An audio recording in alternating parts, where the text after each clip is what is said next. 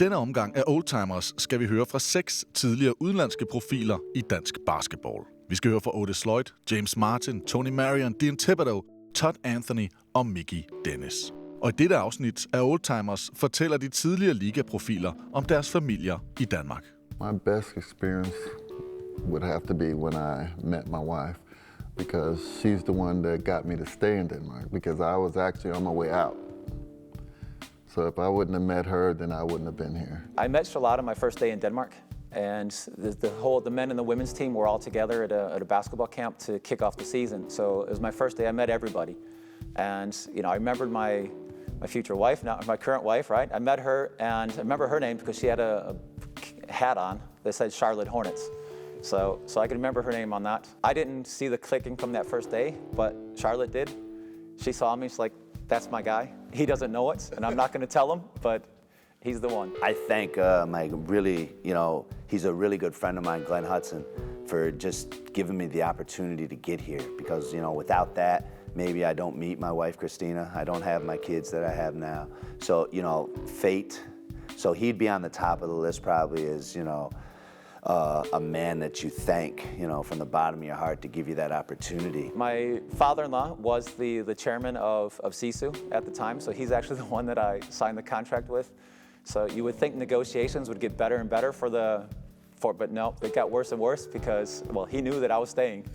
Well, I can't say about dad being a dad in America. I know how I grew up. My parents were fairly strict, but I've only been a dad in Scandinavia since my kids have been born here and grown up here. Hopefully you're making things possible for them that you didn't have.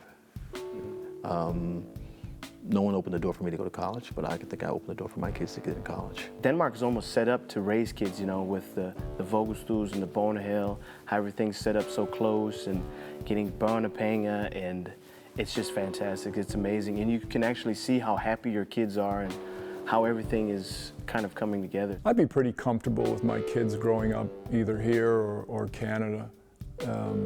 I think now that they are here, my boy just started school a few weeks ago, and he has friends, and that's his life, and I'm not going to disrupt his life by taking him out of that. And I'm just fine with his school and his friends and his life so far. My kids are the most important thing in my life. And like all parents, you would never put them in a situation where it's 50-50. Are they going to come home, or is something going to happen? So Denmark, for me, was the best place to raise my kids. I would never think to raise them in the U.S. I think I have boundaries. I've set a structure, of course, of what we want to do, like a few things. I'm not completely wide open because I think kids, if they don't have some boundaries, it just gets totally out of control.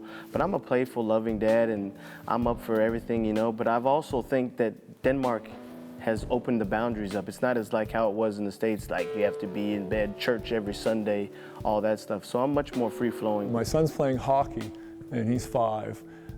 But I think the main reason he's playing hockey, I started to do that just for fun, to stay in shape. At hockey, you can learn to skate, you can stand up, balance, this kind of thing.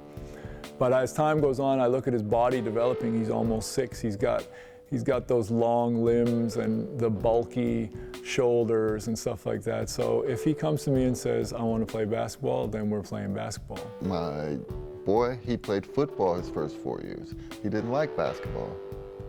But of course, he kept growing and growing and growing, and then it just looked so crazy out there with a 7-year-old kid wearing a 43-inch shoe and everybody else is wearing a 30.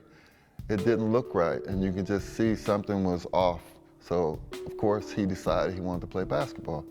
And our hearts just melted when he decided basketball because, we didn't want him to do it because of us. We wanted to do it because he wanted to.